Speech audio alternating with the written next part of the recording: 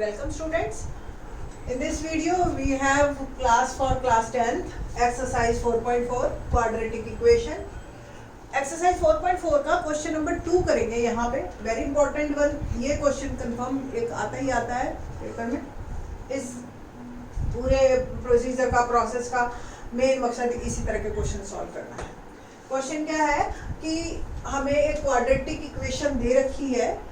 First part, second का 2x square plus kx plus 3. अब देखिए ध्यान से, इसमें x स्क्वायर का कोफिशिएंट भी न्यूमरल है और कांस्टेंट भी न्यूमरल है. बट x का कोफिशिएंट उन्होंने एक अननोन टर्म दे दी और यही हमें फाइंड आउट करना है. बट इसको फाइंड आउट करने के लिए उसने हमें कंडीशन दी. क्या कंडीशन है? Find the value of k for each of the following quadratic equation so that they have two equal roots. बस ये वर्ड बहुत इंपॉर्टेंट है. When condition of two equal root. तो क्या कंडीशन है टू इक्वल रूट्स की? b square minus 4ac is equal to 0, है ना? Okay. Now what about a? a is coefficient of x square 2, b is coefficient of x and c is constant. Okay. Now b square minus 4ac यानी कि d हम discriminant निकाल रहे हैं.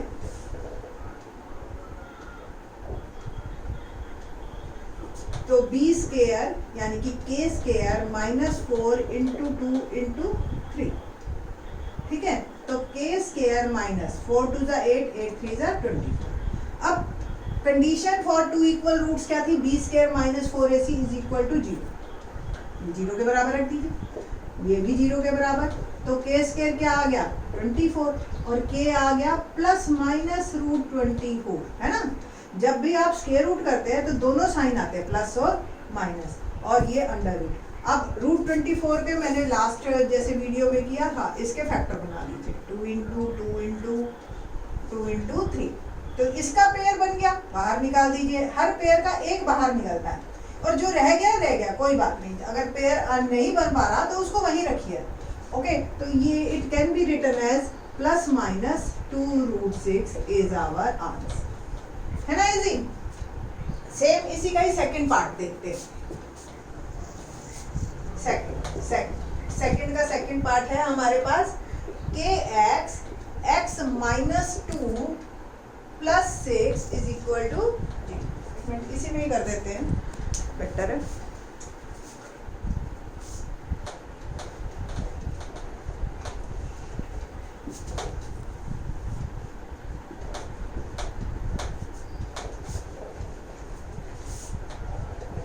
हाँ, तो क्वेश्चन है हमारे पास सेकंड पार्ट kx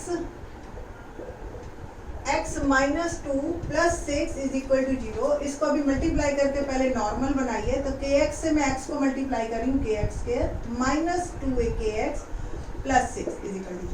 अब देखिए कितना इंटरेस्टिंग सा आया. पिछले क्वेश्चन में हमारे पास सिर्फ k एक जगह था और अब यही k दो जगह. kx स्क्वायर a की जगह भी आपको k मिल रहा है और b में भी k मिल रहा है ना? और c जो है वो एक न्यूमरल है. कंडीशन वही है टू इक्वल रूट्स की, b square minus 4ac is equal to 0. Okay. तो पुट करते हैं values. b square minus 4ac, तो 4k स्क्वायर माइनस 4 6 24k. अब ये इज इक्वल टू 0 रखना है हमें. रीजन हमें कंडीशन दे रखी है टू इक्वल रूट्स की. अब देखिए कॉमन क्या निकल रहा है? 4k. यहाँ क्या रह गया? k. यहाँ रह गया 6. 24 divide by 4 6 is equal to 0. दो टर्म बन गई. तो वंस अगेन आइदर, आपको पहले ही बताया था कि नहीं, दो टर्म्स का प्रोडक्ट कब 0 आता है? कंफर्म उनमें से एक 0 होता है ना? तो या तो ये 0 है, either 4k is equal to 0 और k minus 6 is equal to 0. तो k की वैल्यू 0 बाय 4 0 और k की वैल्यू एक आ गई हमारी 6. तो बोथ आंसर आर करेक्ट. 0 और 6 आप कुछ भी डालिए. अब देखिए 0 क्यों नहीं डाल सकते? रीजन, अगर मैंने 0 डाला तो क्या ये क्वाड्रेटिक रहेगी? शुरू में अगर आपको याद हो क्वाड्रेटिक इक्वेशन की जब डेफिनेशन करवाई थी हमने ax square plus bx polynomial of this type is called quadratic polynomial condition a is not equal to 0। अगर a ही 0 हो गया, ये टर्म ही खत्म हो गई, क्वाड्रेटिक ही नहीं रहेगी। ओके तो ये 0 नहीं होगा, k की वैल्यू सिर्फ 6 ही हमारा आंसर आएगी for this particular quadratic equation. एक क्वेश्चन और करते हैं, क्वेश्चन नंबर 4, इससे रिलेटेड ही है हमारे पास। Question number 4 very interesting one, कहता है कि is the following situation possible, if so determine their present age. Question अभी तक जैसा हमने 4.3 में किए थे इसी तरह का है। अब देखते हैं सिचुएशन कैसे आती है। कुल मिला के ये बताना है कि क्वाड्रेटिक इक्वेशन जो बनी उसका डिस्क्रिमिनेंट क्या आएगा। ठीक है, तो क्वेश्चन क्या है हमारे पास, the sum of ages of two friends is 20 years। 4 years ago the product of their ages in years was 48। दो फ्रेंड है तो let age of one friend या first friend is x year and second friend, दोनों का 20 है तो एक x तो डेफिनेटली दूसरा 20 माइनस x है ना, यही होगा अकॉर्डिंग टू क्वेश्चन। पर उससे पहले 4 years ago age of first friend, 4 साल पहले। आज आपकी एज 16 इयर्स के, 4 साल पहले 16 माइनस 4, तो जो भी एज है उसमें से माइनस कर दीजिए। 4 years ago age of second friend, 20 minus x minus, थोड़ा सा सॉल्व करते हैं तो 16 minus x years. According to question product of their ages, यानी कि x माइनस 4 और 16 माइनस एक्स इक्वल टू 48 है ना। देखिए अब मैं मल्टीप्लाई कर रही हूँ, पहले x से, ऐसे भी लिख सकते हैं आप, पहले डिस्ट्रीब्यूटिव प्रॉपर्टी लगा के दोनों को पहले x से दोनों को करूंगी, फिर -4 से दोनों को करूंगी, और 48 भी मैं इसी साइड ले आई।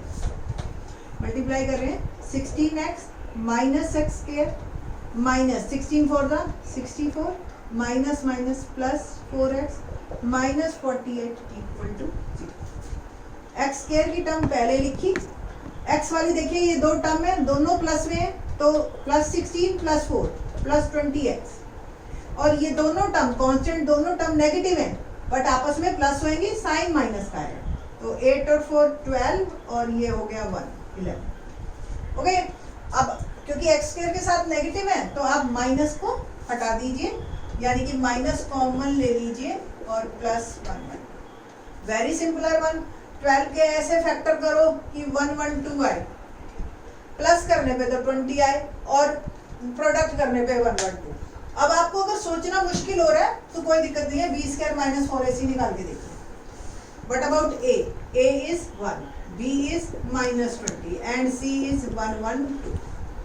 तो सबसे पहले हम डिस्क्रिमिनेंट ही निकालेंगे, b square minus 4ac, b square यानी कि b की वैल्यू माइनस 20 का square 4, a is 1, c is 1 1 2।